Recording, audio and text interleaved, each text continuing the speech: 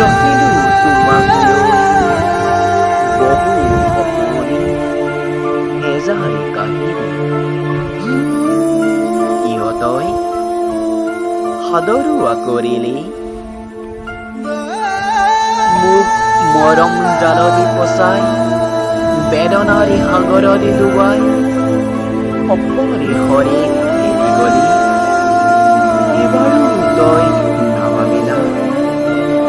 জীয়াই থাকোঁতে